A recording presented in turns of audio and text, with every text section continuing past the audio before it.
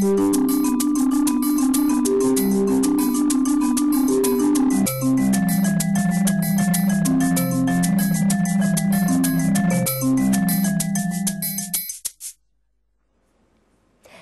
e come sempre ben ritrovati con Ore 13, siamo in diretta, buon venerdì a tutti quanti e vi ricordo il numero telefonico per intervenire 0422 16 26 798. Oggi parliamo di sanità e soprattutto ci concentriamo sull'azienda dell'unità locale sociosanitaria 5 Polesana e parliamo di questa fusione che ha cambiato il territorio del Rodigino e abbiamo il piacere di avere in studio con noi il dottor Fernando Antonio Compostella, il direttore generale dell'azienda AUSL 5 Polesana. Benvenuto direttore, buon venerdì anche a lei. Buongiorno, grazie.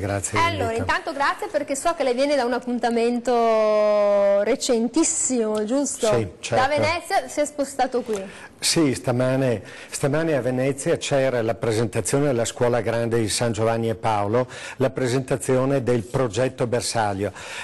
Sono una serie di dati gestiti dalla Scuola Sant'Anna di Pisa relativi all'efficienza e alla qualità dei sistemi sanitari delle regioni.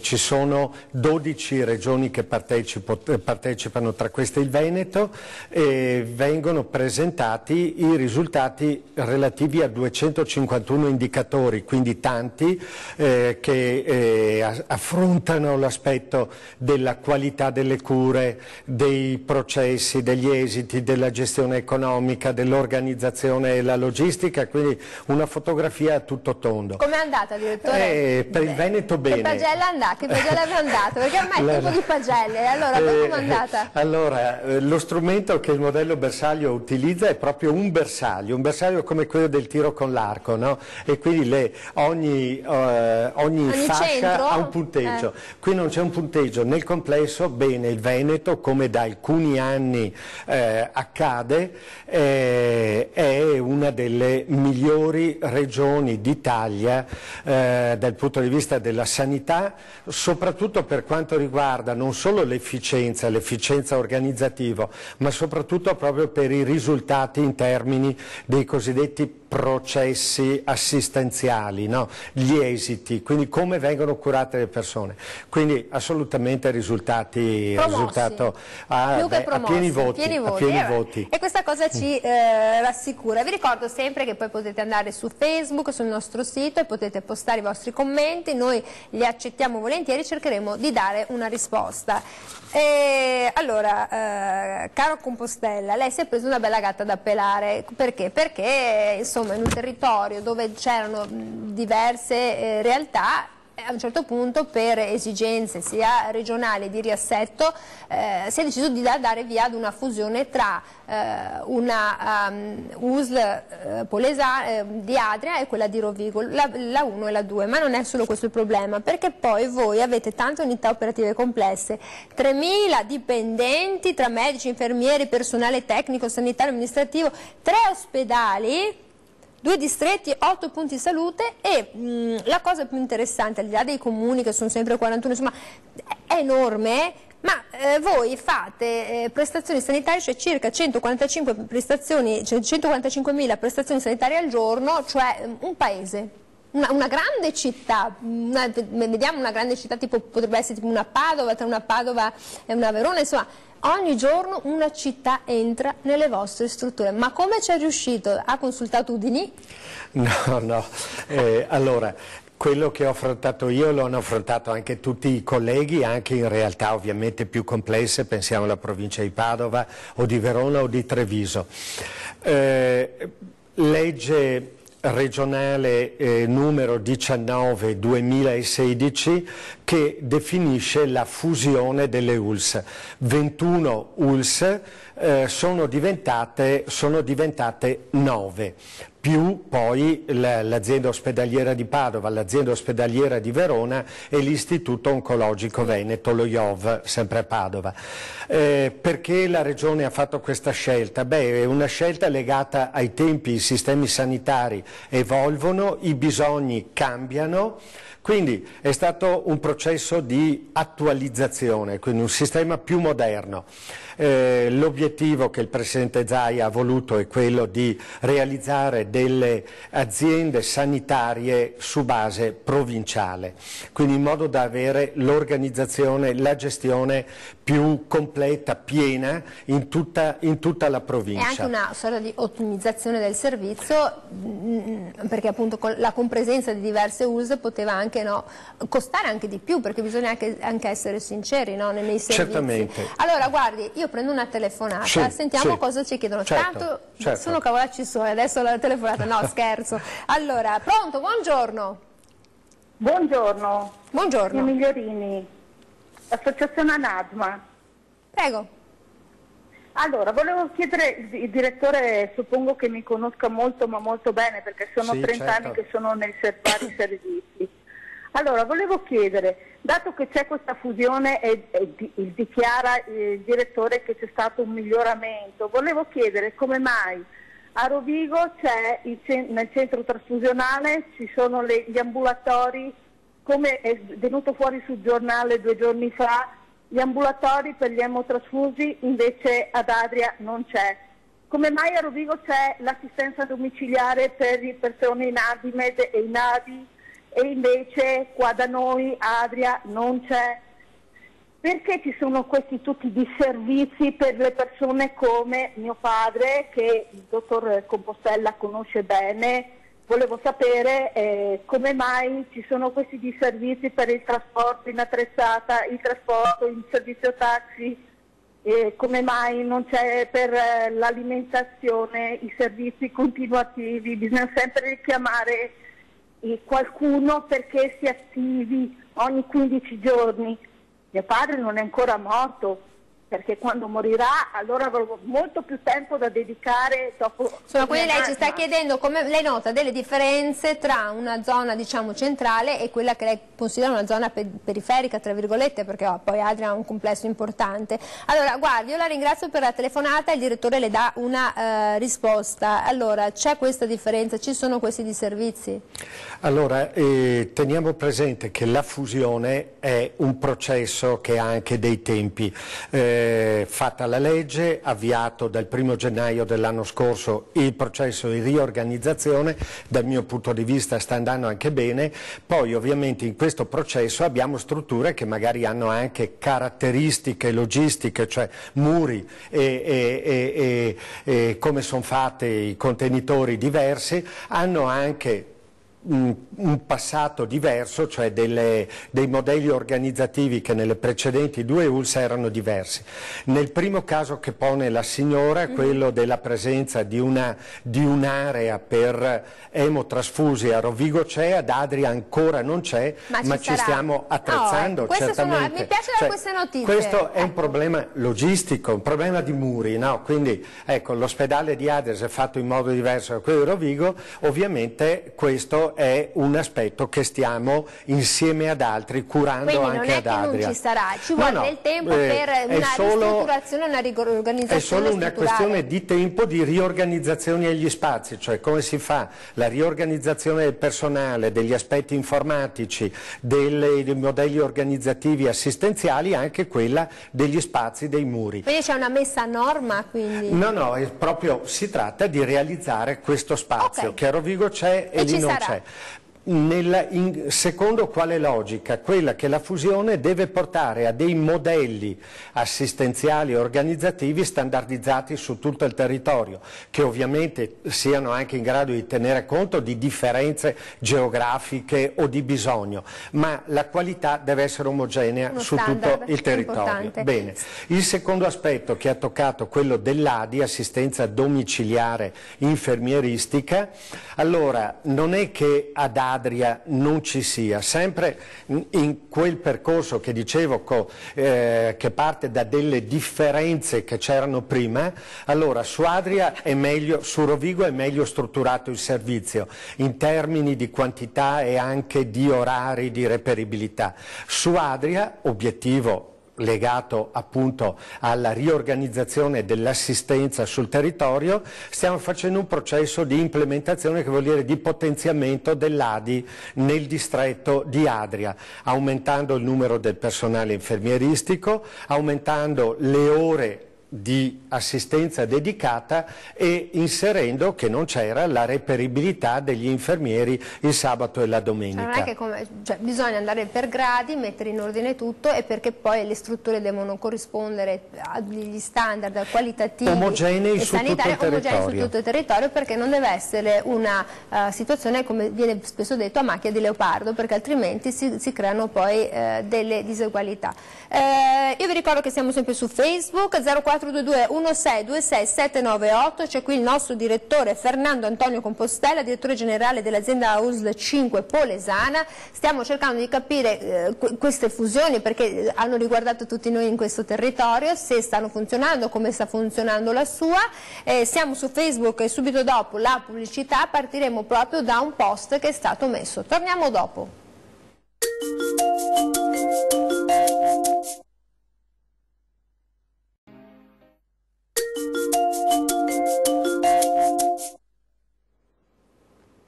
Eccoci qui, siamo tornati in diretta, 0422 1626 798, se volete esprimere la vostra opinione, avete dei quesiti, c'è qui il nostro dottore, il nostro direttore generale dell'azienda USL 5 Polesana, Fernando Antonio Compostella. Allora, dottore, ci sono dei quesiti che sono arrivati sul nostro Facebook, e una di queste: ma queste aggregazioni stanno portando effettivamente alla diminuzione dei costi? Ci chiede una signora. Sì.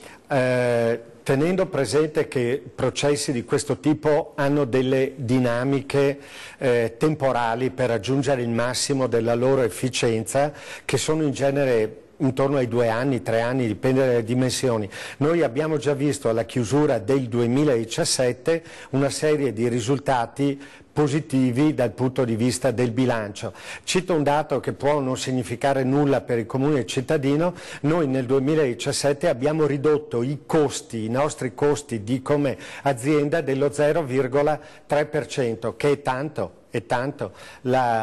Ridurre i costi di produzione. E perché li abbiamo ridotti? Assolutamente non perché abbiamo diminuito i servizi, che sono per certi versi anche aumentati, non perché abbiamo ridotto il numero del personale, dei medici e degli infermieri, che sono aumentati, ma perché abbiamo avuto modo di realizzare delle economie di scala proprio su questa base di azienda unica provinciale rispetto alle 2 aziende di prima. Quindi in termini di efficienza economica e amministrativa il risultato già c'è.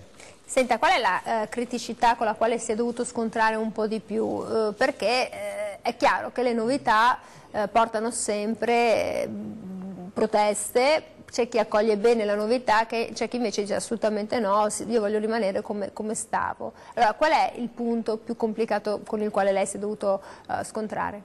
La difficoltà maggiore è quella che ha appena detto, è la resistenza al cambiamento. È umano, cioè io lo comprendo, è umano assolutamente che per un territorio, pensiamo ad Adria, che aveva la sua azienda ULSS, e questa azienda viene inglobata da Rovigo per realizzare l'ULSS Polesana, quindi certamente da parte degli amministratori locali, da parte delle associazioni, da parte dei cittadini, questo fatto è stato visto in maniera negativa, cioè quindi chiamiamola resistenza culturale e sociale. La resistenza anche degli operatori, non tanto perché noi abbiamo preso le persone e le abbiamo spostate da una parte all'altra, assolutamente non è accaduto questo, se non su base volontaria per alcune figure dell'area amministrativa di Adria, essendo diventato Rovigo l'epicentro, no, appunto la sede della nuova azienda, che si sono volontariamente spostate.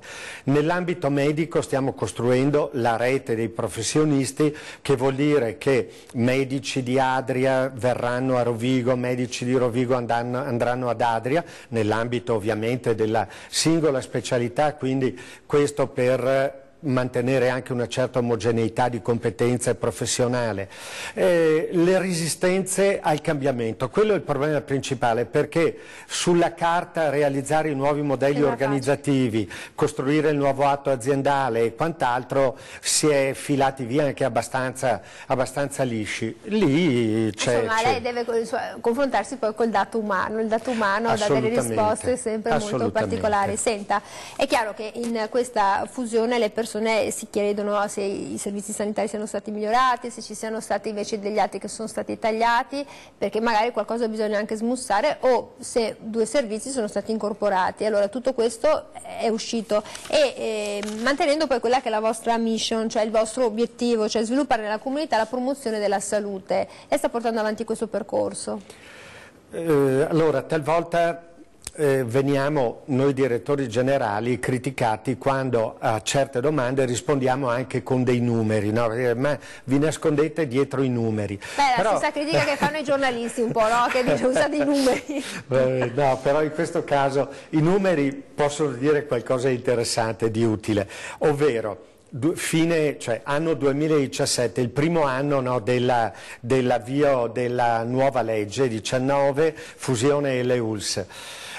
Praticamente gli ospedali di Adria, Rovigo e Trecenta hanno mantenuto lo stesso numero dal punto di vista delle attività, che vuol dire ricoveri, che vuol dire gli accessi al pronto soccorso, che vuol dire i dati di attività della specialistica ambulatoriale, numeri di esami e quant'altro. Cosa vuol dire? Vuol dire che non c'è stata riduzione dei servizi, e in effetti i 3 ospedali non hanno avuto nessuno ridimensionamento. Si sta, come dicevo prima, anche costruendo una rete per cui i professionisti si interscambino tra di loro. Alcune attività che prima ad Adria non si facevano, chirurgiche, medico-specialistiche, adesso vengono fatte con i colleghi di Rovigo che vanno lì, quelli di Adria che andranno a Rovigo, insomma, quindi non c'è stata riduzione nella quantità e nella qualità dei servizi. Quindi c'è stato quello che in gergo tecnico si dice uno scambio sul know-how, sul come fare le cose, giusto, una buona prassi che viene standardizzata nei 3 centri di riferimento in questo caso. Certamente, anche perché la sanità moderna, allora, sono cambiati i bisogni dei cittadini, e sono fondamentalmente di 2 tipi. Viviamo più a lungo, ma invecchiamo, e qualche acciacco se lo portiamo drio, ovviamente, nell'invecchiare. Quindi abbiamo il grande tema della cronicità, della fragilità della persona anziana, e poi abbiamo il tema ovviamente delle situazioni acute di persone che vogliono risposte rapide e adeguate. Quindi quantità e qualità ovviamente anche nel bisogno che cambiano. Per cui dobbiamo avere un'organizzazione agile, capace di dare risposte rapide e soprattutto di alta competenza. Cioè noi oggi, domani, dopodomani dobbiamo investire sulla competenza, la qualità dei professionisti e ovviamente la qualità dei luoghi dove operano, cioè i muri, e la qualità della tecnologia, ma dobbiamo investire sulla competenza. Si investe sulla competenza. Adesso andiamo sempre sul nostro Facebook e poi ritorniamo sulla questione della rete della fragilità, sulla quale voi avete lavorato molto, sia nei confronti degli anziani che dei minori, perché vi siete impegnati molto anche in questa direzione. Allora dice un'altra signora, ma c'è davvero questo coordinamento tra i vari ospedali e le varie aziende? Questo vuol dire che ogni malato si decide il centro di ricovero migliore? Intanto sono tutti certo. Figli, gli ospedali sono tutti, la domanda, la signora pone una domanda giusta, cioè che è quasi un timore, no? Ma allora io vengo ricoverata dove decide qualcuno che devo essere curata lì.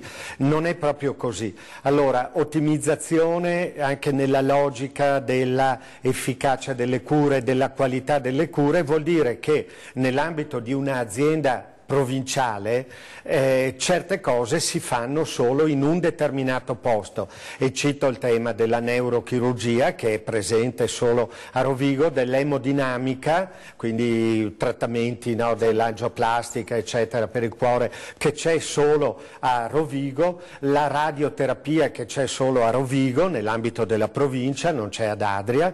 Quindi è chiaro che determinate specialità chiamate alte specialità trovano trovano la loro allocazione solo lì, anche per dei motivi di...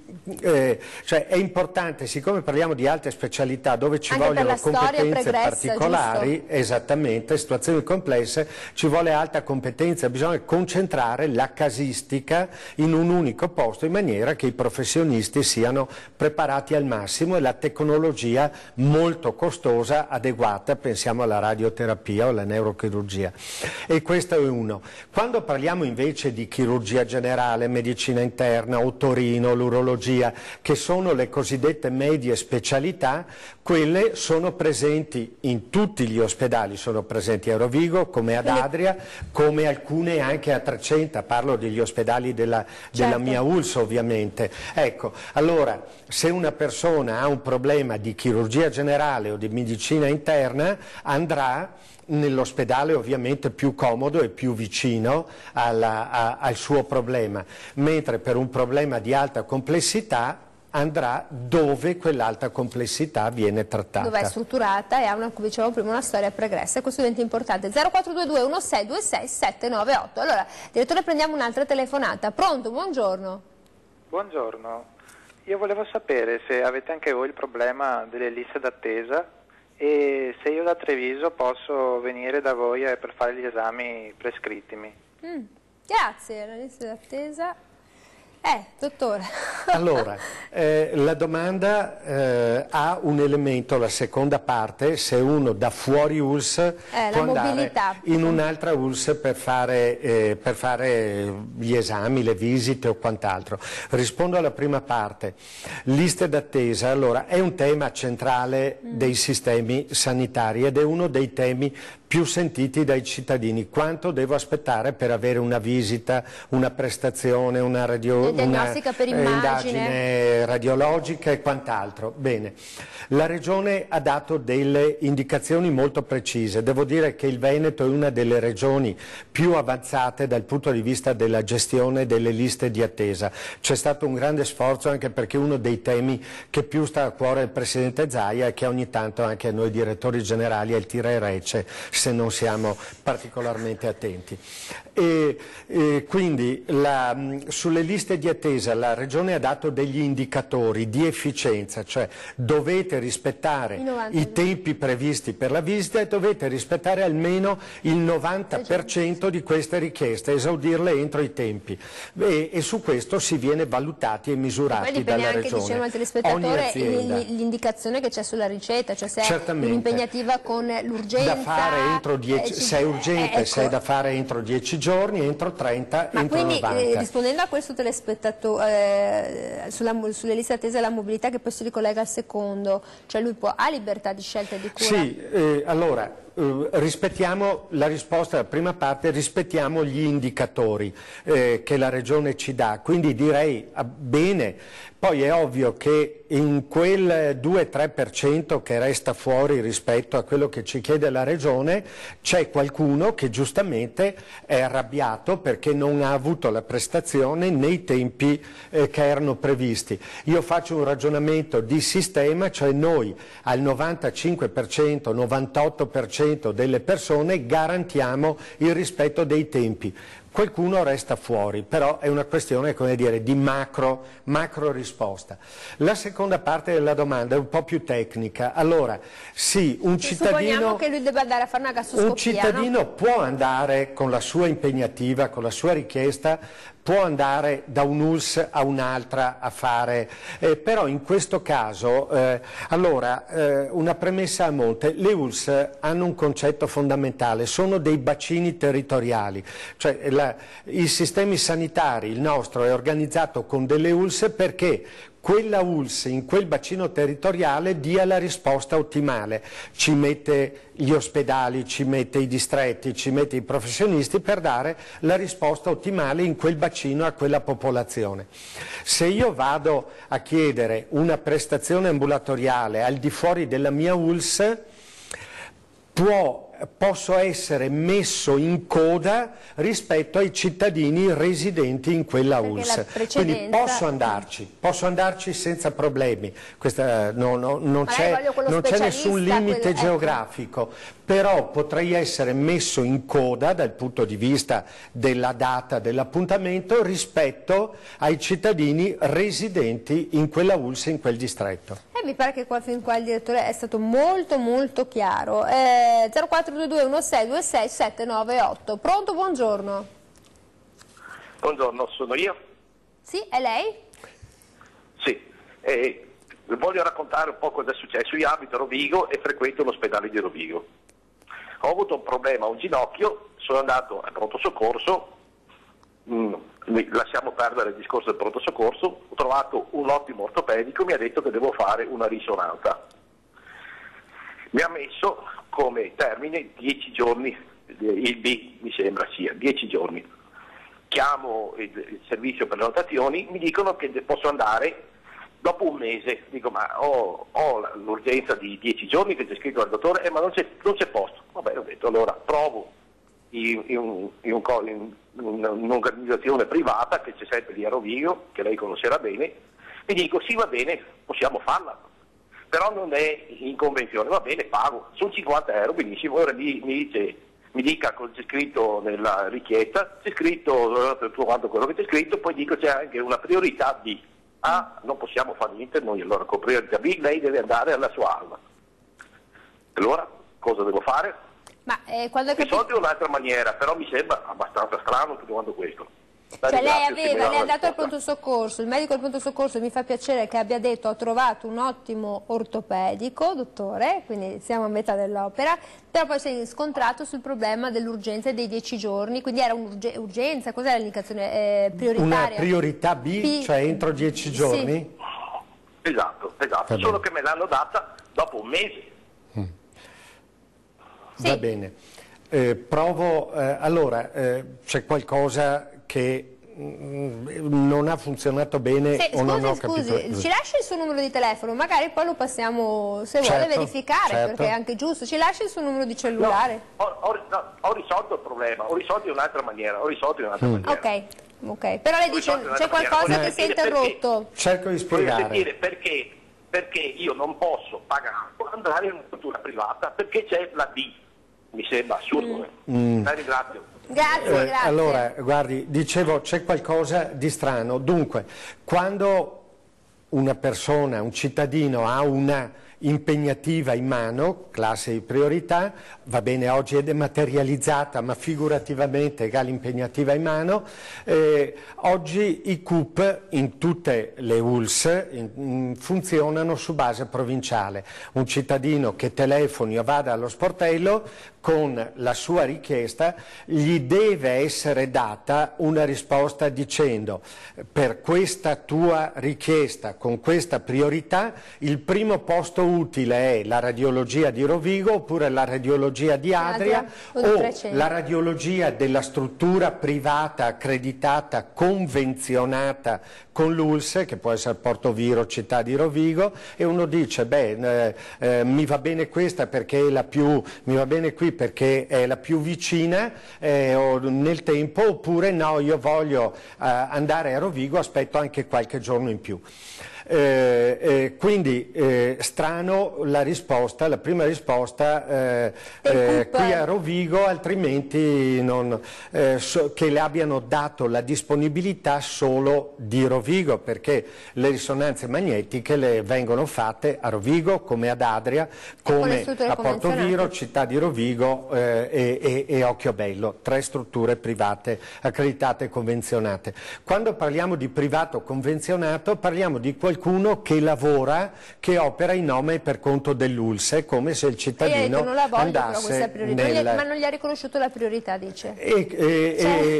Allora, però il signore diceva un'altra cosa, che con questa priorità noi non possiamo fargliela neanche privatamente. Mi sembra stranissima questa risposta. Mi sembra strana, però bisognerebbe bisognerebbe sentire il diretto interessato. Vabbè, ecco. se ci lascia il cellulare noi siamo qua. Poi è vero che abbiamo avuto dei problemi con i tempi di esecuzione delle risonanze, che siamo andati oltre i 10 giorni, e ha ragione, oltre i 10 giorni, perché abbiamo avuto un problema che si ricollega al tema della difficoltà di trovare certe figure specialistiche. Allora, siamo qua per fare come a Portobello, se lo ricorda Portobello con il suo torto, la faremo, alcune difficoltà mancavano, proprio sono andati via alcuni radiologi, abbiamo avuto dei problemi e allora, che stiamo superando.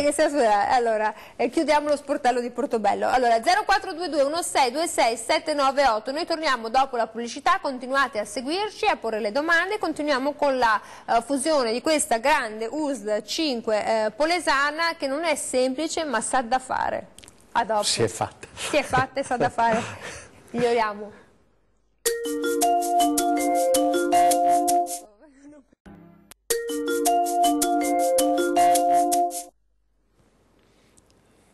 Eccoci qui ancora in diretta con Ore 13, versione salute 0422 1626 798. Allora, in queste fusioni ci siamo chiesti se siano migliorati i servizi, se ci siano ridotti i costi. Sì, tutto deve procedere, ci vuole un po' anche di pazienza, perché le cose non è che si fanno in un giorno. Il direttore generale Compostella è bravo, ma non è il padre eterno, quindi non è che in 7 giorni il sistema, anzi in 6 giorni il sistema, il settimo sia riposato. È chiaro, avete tanti punti di forza, avete anche, mi sembra, se non ricordo male, vinto dei bollini sui bollini rosa, cioè vi state portando avanti dei progetti, delle eccellenze con l'AIL, con i progetti donna, con le fragilità che non sono indifferenti, e anche questi bisogna portarli avanti, perché non sono progetti che nascono come i funghi, ma sono strutturati, direttore.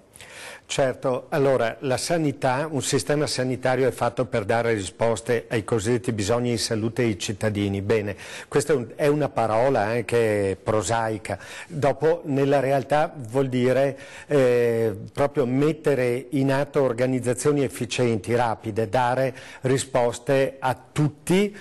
Come dicevo, noi oggi abbiamo due grandi problemi. La fragilità dell'anziano, uno è quello della fragilità dell'anziano, l'altro, come dicevo, è quello di dare risposte di qualità, competenti, tenere alta la competenza dei professionisti, poi le due cose si legano fra di loro. Ecco, l'anziano, viviamo più a lungo, abbiamo diversi acciacchi, cerchiamo di tenere giustamente la persona anziana il più possibile nel suo ambiente a casa, perché ovviamente l'ospedalizzazione è sempre un trauma per la persona dal punto di vista psicologico e fisico, però bisogna avere servizi dedicati, quindi potenziare sul territorio tutte quelle che sono le azioni dalla medicina generale fatte dai medici di base a quelle delle cure primarie fatte dai medici del distretto, all'assistenza domiciliare infermieristica per certi tipi di attività, in modo da far sì che il meno possibile venga ricoverata la persona anziana. Quindi un grande obiettivo dei sistemi sanitari, e quindi anche dentro l'azienda polesana, è quello di andare a sviluppare, potenziare, migliorare questi servizi sul territorio dedicati all'anziano. Anche un piccolo esempio: l'anziano arriva in pronto soccorso, a parte che di solito l'anziano più raramente va in pronto soccorso per problemi banali, quando che va vuol dire che ha veramente un problema serio. Non può stare lì ad aspettare 2 ore o quant'altro, dobbiamo trovare dei percorsi per cui arriva e immediatamente viene valutato e visitato. Questo ad esempio è uno degli obiettivi che ci poniamo per il prossimo futuro. Quindi insomma una progettazione standard anche nell'accoglienza di persone in fragilità. Senta, appunto parlavamo anche di un'attenzione dedicata ai famosi, avete 5 bollini rosa, li vorrei anch'io il bollino rosa, cioè volete insomma fare un po' arrabbiare i vostri vicini? No, però siete stati bravi su questo progetto dell'Onda, no? Dell'Osservatorio Nazionale sulla Salute della Donna, quindi un occhio di riguardo anche a questo, perché prevenzione, attenzione non sono da sottovalutare, sono detta così par brutto, ma si risparmia anche da un punto di vista sul costo del sistema sanitario nazionale. Avendo attenzione, che poi vuol dire qualità, che vuol dire assistenza migliore, è chiaro che la risposta ci permetterà anche magari che quell'utente, quel paziente ritorni una seconda o una terza volta, per cui una maggiore efficienza, una maggiore qualità, un miglior risultato può anche dare appunto delle conseguenze positive in termini anche dei costi, no? I bollini rosa, cosa vuol dire? Vuol dire attenzione alla donna nel suo complesso, nella parte ginecologica come nella parte ostetrica. Noi abbiamo io dico un eccellente servizio di ostetricia ginecologia sia a Rovigo come ad Adria, con un'attività ambulatoriale a 300. Questo cosa vuol dire bollino rosa? Vuol dire che ci sono tutta una serie di indicatori che vengono misurati dal Ministero, per cui l'accoglienza, la qualità dell'assistenza, la qualità della specialistica, la qualità delle attrezzature viene giudicata tale da assegnare appunto questo riconoscimento nazionale, che si esprime in bollini rosa. E voi a Bollini siete a posto? Siamo a posto. Avete fatto la raccolta della scheda completa. Allora io devo andare in pubblicità, però poi torniamo e stiamo qui, aspettiamo le vostre telefonate 0422162678, qui c'è il nostro direttore, sarà ben lieto di rispondere alle vostre domande, perché insomma ci sta mettendo la faccia, e quando qualcuno ci mette la faccia bisogna sempre, come dire, riflettere, perché non tutti lo farebbero. A dopo. Perché...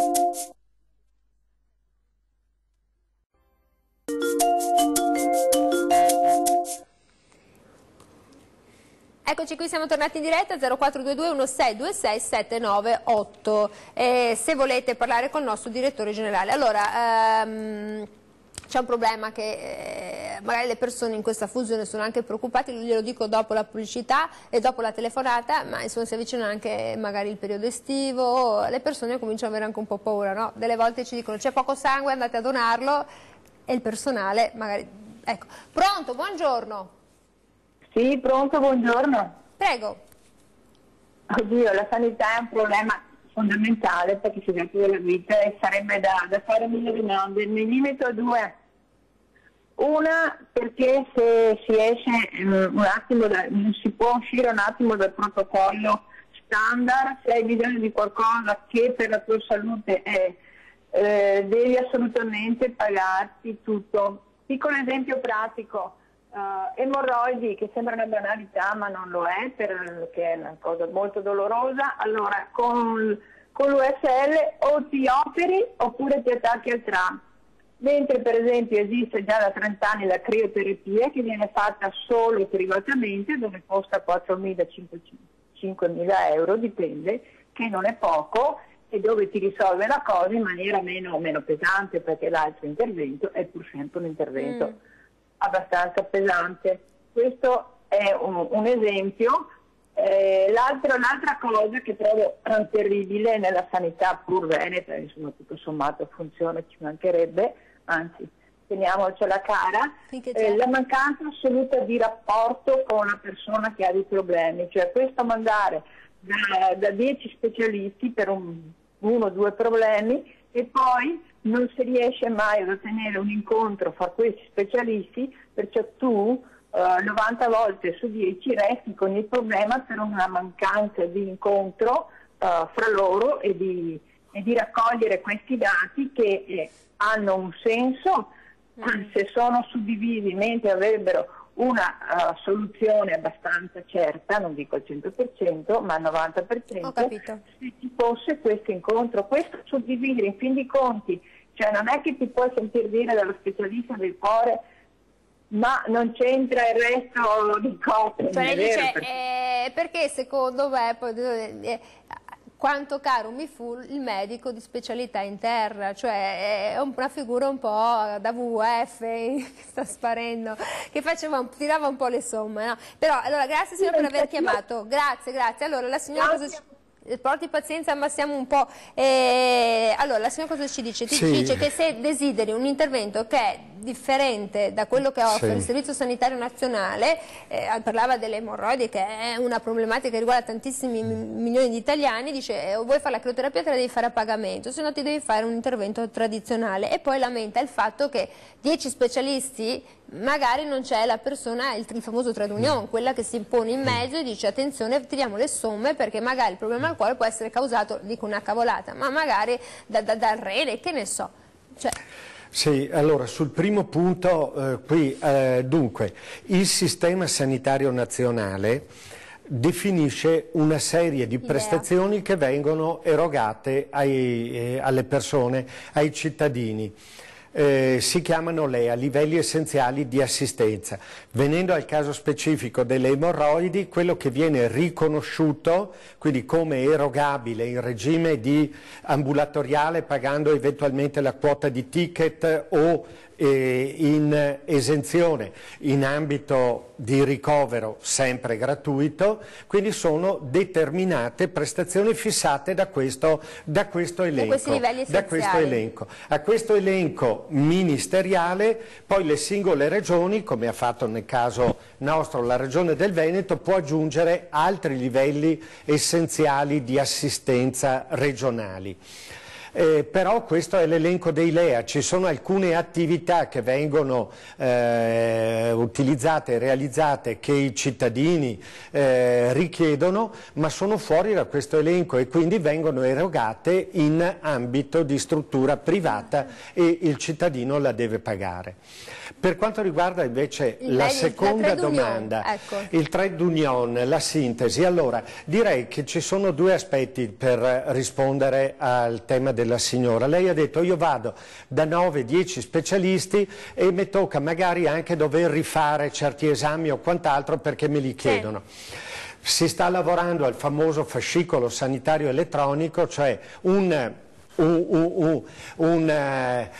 modo in cui in maniera informatica vengono raccolte tutte, ma proprio tutte le informazioni sanitarie della singola persona, per cui dovunque io vada, questo però ci vorrà ancora un po' di tempo perché è un percorso particolarmente complesso che sta gestendo la Regione con Arsenal, con questa struttura, questo ente regionale.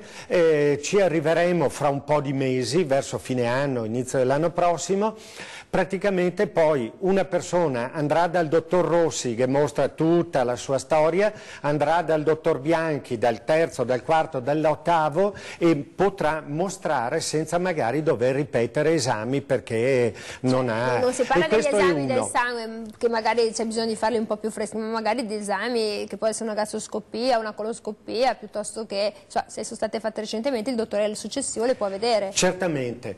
Poi l'altro aspetto, io faccio più valutazioni, ci vorrebbe qualcuno che fa la sintesi, allora o lo fa l'ultimo dei medici che vede la signora oppure insomma è il tuo medico di medicina generale che può anche essere il momento della sintesi, oppure dentro l'ospedale, ecco, però qui stiamo parlando di una situazione diversa, regime di ricovero oggi. Si tende, l'ospedale tende ad essere organizzato non più per singoli reparti con muri chiusi, paratie stagne, ma praticamente sono i vari specialisti che si muovono attorno alla persona e poi fanno sintesi. L'esempio più eclatante e più moderno è quello della breast unit, della patologia mammaria, dove tutta una serie di specialisti ruotano attorno alla persona che ha il problema e fanno insieme la sintesi del problema, cosa si deve fare,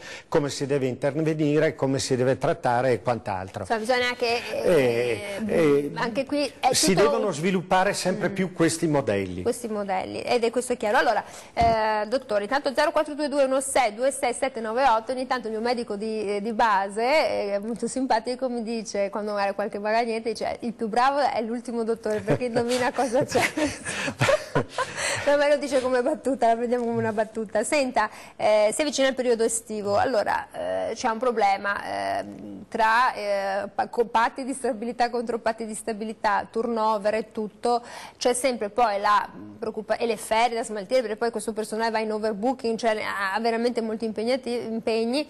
Come fate a gestire il problema, le emergenze? Perché i dottori vanno in ferie, perché poveretti devono andarci, e dall'altra parte gli infermieri, il personale. C'è sempre questa paura, no? Di non trovare nessuno. Certo, un ospedale è Cioè, con questa fusione come siete riusciti? Perché a coordinare tutto adesso è importante. No, non è... Allora, la fusione l'Ulsunica non è un problema, un ostacolo al buon funzionamento anche nel periodo estivo, assolutamente. Ma nulla deve essere un ostacolo al buon funzionamento anche nel periodo estivo. Allora, è vero che tutto il sistema sanitario nazionale sta vivendo un grosso problema, che è la carenza di alcune figure specialistiche, per cui la difficoltà a reperirle. Ma è un problema generale. Non c'è invece una situazione in cui le aziende, le ULSS, i sistemi sanitari, il Veneto in particolare, voglia andare a ridurre, a tagliare i posti, a tagliare le figure, a tagliare il personale. Assolutamente no, e dicevo anche all'inizio che nel 2017 abbiamo assunto più persone rispetto a quelle che sono andate via, e così pure nel 2016, e così stiamo facendo nel 2018. Quindi il saldo è in positivo, medici, infermieri. È chiaro che nel periodo estivo c'è un aspetto organizzativo in più, che è quello di garantire al personale la possibilità di fruire delle ferie estive, che sono un diritto. Per cui vengono fatti dei piani di organizzazione, ma non che riducono l'attività. Intanto, ripeto, l'ospedale